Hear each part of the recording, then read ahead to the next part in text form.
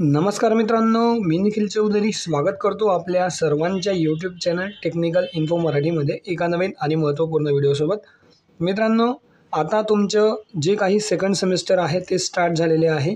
3 तारखेपासून आपलं जवळजवळ अकॅडमिक कॅलेंडरनुसार आपलं सेमिस्टर स्टार्ट झालेले आहे.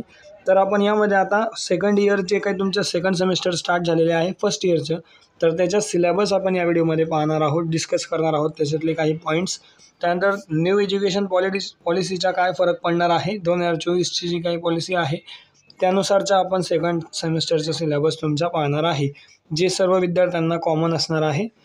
तर व्हिडिओ अतिशय महत्त्वपूर्ण आहे. जास्तीत जास्त तुमच्या विद्यार्थी मित्रांपर्यंत शेअर करा.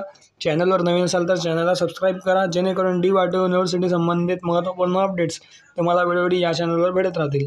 तर चला मित्रांनो, आजच्या व्हिडिओला स्टार्ट करूयात.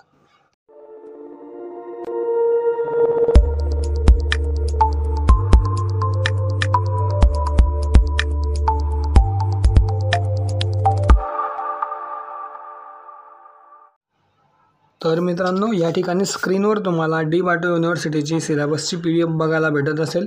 या PDFची जर का तुम्हाला लिंक पाहिजे असेल तर तुम्ही मला कमेंटमध्ये PDF लिंक असं टाईप करा, तुम्हाला नक्कीच त्या ठिकाणी PDFमध्ये लिंक मिळून जाईल. आता या ठिकाणी मित्रांनो, हा सिलेबस जो आहे आपण कॉमन टू ऑल ब्रांचेस आहे आणि न्यू एज्युकेशन पॉलिसीनुसार हा सिलेबस तुमचा असणार आहे, जो आपण मगाशी ऑलरेडी पाहिलेला आहे. या ठिकाणी आता तुमचं नवीन सेमिस्टर स्टार्ट होत आहे, तर कुठल्याही प्रकारचं सेमिस्टर स्टार्ट होण्याच्या अगोदर आपल्याला सिलेबस वगैरे कळावा, यासाठी आपण या ठिकाणी हा व्हिडिओ बनवत आहे.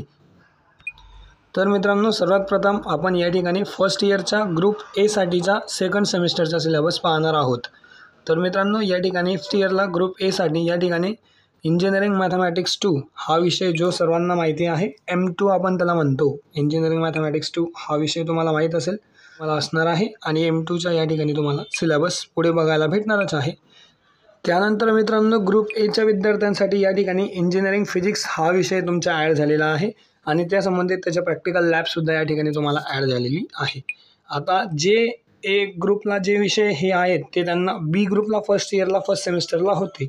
सो त्यामुळे हे बी ग्रुपला फर्स्ट इयरला फर्स्ट सेमिस्टरला ऑलरेडी झालेले आहेत आणि त्यासोबतच जर बी ग्रुपला तुम्हाला सेकंड इयरला आता हे सर्व सब्जेक्ट असतील, त्यामध्ये इंजिनिअरिंग केमिस्ट्री, इंजिनिअरिंग मॅथमॅटिक्स 2 अशा प्रकारे तुम्हाला या ठिकाणी ग्रुप ए आणि ग्रुप बी चेंज होत असतो.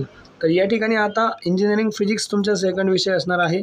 त्यानंतर असणार आहे engineering graphics, basic electrical and electronics engineering.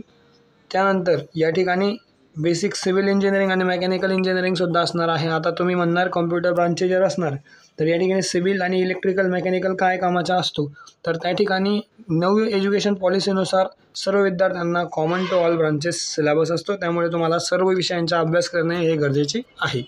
So या ठिकाणी एनर्जी एन्व्हायरमेंटलसुद्धा तुम्हाला या ठिकाणी ऑडिट हा सब्जेक्ट असणार आहे आणि सोबतच या ठिकाणी त्या विषयांचे प्रॅक्टिकल देखील तुम्हाला या ठिकाणी असणार आहे.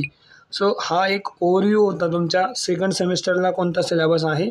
त्याच पद्धतीने या ठिकाणी ग्रुप बी साठी सुद्धा सेकंड सेमिस्टरला सिलेबस तुम्ही पाहू शकतात. ग्रुप बीला या ठिकाणी इंजिनिअरिंग केमिस्ट्री ॲड झालेला आहे. त्यानंतर इंजिनिअरिंग मेकॅनिक्ससुद्धा या ठिकाणी ॲड झालेला आहे. म्हणजे जे विषय ग्रुप एला फर्स्ट सेमिस्टरला होते ते विषय ग्रुप बीला ग्रुप बीला फर्स्ट सेमिस्टरला होते ते विषय या ठिकाणी सेकंड सेमिस्टरला ग्रुप बीला आलेले आहेत. सो अशा प्रकारे तुमचे फक्त त्या ठिकाणी ट्रान्सफरिंग झालेली आहे, बाकी काहीही या ठिकाणी विशेष नाही. आता मित्रांनो, या ठिकाणी जसंही तुम्ही खाली स्क्रॉल केलं तर तुम्हाला या ठिकाणी 1 बाय 1 डिटेल सिलेबस त्या ठिकाणी तुम्हाला पाहायला भेटणार आहे. जसं की या ठिकाणी सेकंड सेमिस्टरला M2 हा विषय कॉमन सर्वांना असतो.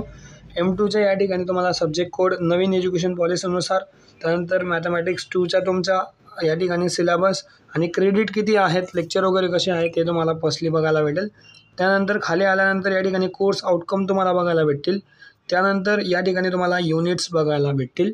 आता आपण मॅथमॅटिक्सचे फक्त या ठिकाणी पाहणार आहोत संपूर्ण विश्लेषण आणि त्यानंतर बाकीच्या सब्जेक्टचे तुम्ही पाहू शकतात.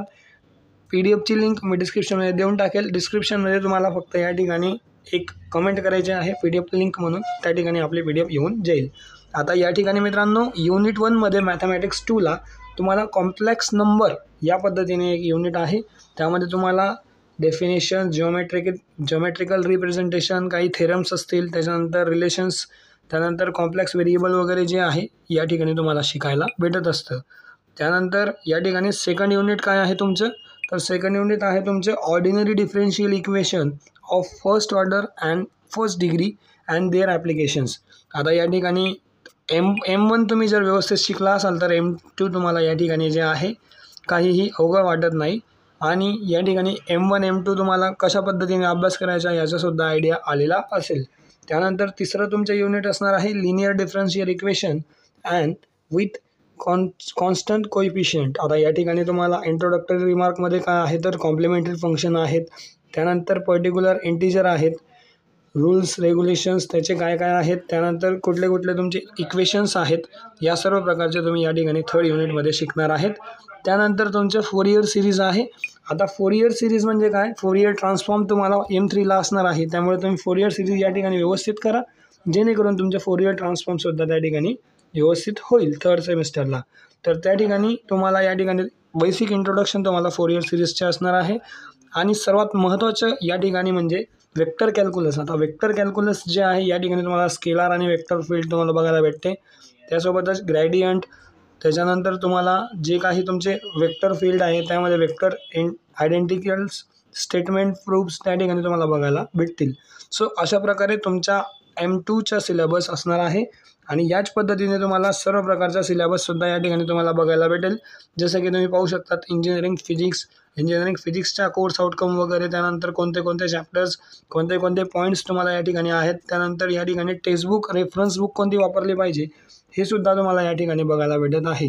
पर्टिक्युलरली M2 M3 आणि M1साठी जर तुम्ही बोलायला झालं तर या ठिकाणी डॉक्टर BB सिंगचं M1 M2चे बुक आहे, ते सर्वात महत्त्वाचे आणि भरपूर फायदेशीर असं बुक डी वाटो युनिव्हर्सिटीला आहे. सो त्या पद्धतीने तुम्ही वापरायचे आहे. त्याचसोबत या ठिकाणी इंजिनिअरिंग फिजिक्स लॅब्स वगैरे ही PDF ची लिंक मी डिस्क्रिप्शनमध्ये देऊन टाकेल, त्या ठिकाणी जाऊन तुम्ही हे सर्व बघून घ्यायचे आहे. आणि या ठिकाणी जर सर्व समजावत गेलो तर या ठिकाणी व्हिडिओ खूप लांब होईल, त्यामुळे या ठिकाणी तुम्ही सिलेबस पहिले ओव्हरव्ह्यू करा, त्यानंतर तुमच्या अभ्यासाला स्टार्ट करा. कारण तुम्हाला या ठिकाणी जे आहे सिलेबस ओव्हरव्ह्यू केल्यानंतर तुम्हाला लवकर लक्षात येतं. आणि सोबतच या ठिकाणी मित्रांनो तुम्हाला हा सर्व सिलेबस कधीपर्यंत कंप्लीट करायचा आहे तर तुमच्या हातात फक्त 3 मंथ्स आहेत. कारण तुमचे ॲकॅडमिक कॅलेंडरनुसार तुमची जी काही एक्झाम होणार आहे ती तुमची होणार आहे जूनमध्ये. जास्तीत जास्त एक्सपांड बी झाली किंवा एक्सटेंड जरी झाली तर ती तुमची होईल जुलैपर्यंत, त्याच्यापुढे तुमची एक्झाम जाणार नाही. सो या ठिकाणी 3 ते 2.5 महिन्यामध्ये तुम्हाला सर्व सिलेबस कव्हर करायचा आहे. आणि तुम्हाला सर्वांना माहीत आहे की तुमचे जे काही इव्हन सेमिस्टर असते ते तुमचे 3 महिन्याचे सेमिस्टर तुम्हाला या ठिकाणी असते. सो या ठिकाणी तुम्हाला सर्व सिलेबस 3 मंथमध्ये कंप्लीट करायचा आहे. विथ तुम्हाला त्या ठिकाणी प्रॅक्टिससुद्धा करणं महत्त्वाचे आहे. जे काही न्यूमेरिकल सब्जेक्ट तुमचे आहेत या ठिकाणी आपल्या या चॅनलवर मी तुम्हाला जास्तीत जास्त लेक्चर्स वगैरे प्रोव्हाइड करण्याचा प्रयत्न करेल. आणि सोबतच तुम्हाला जर काहीही या ठिकाणी डाऊट वाटला तर तुम्ही मला कमेंटमध्ये विचारू शकतात. तर आय होप मित्रांनो तुम्हाला हा महत्त्वपूर्ण असा व्हिडिओ कळाला असेल. तुमच्या जास्तीत जास्त विद्यार्थी मित्रांपर्यंत शेअर करा जेणेकरून त्यांनासुद्धा अभ्यासाला मदत होईल. आणि सोबतच मित्रांनो आपण जर आपल्या चॅनलवर नवीन असाल तर चॅनलला सबस्क्राईब करा जेणेकरून डी वाटो युनिव्हर्सिटी रिलेटेड महत्त्वपूर्ण असे इम्पॉर्टंट अपडेट्स तुम्हाला वेळोवेळी भेटत राहतील. तर मित्रांनो व्हिडिओ जर आवडला असेल, व्हिडिओ इन्फॉर्मेटिव्ह वाटला असेल तर नक्की व्हिडिओला लाईक करा. चॅनलवर नवीन असाल तर चॅनलला सबस्क्राईब करा. तर मित्रांनो भेटूयात एका नवीन व्हिडिओसोबत, तोपर्यंत धन्यवाद. Thank you so much.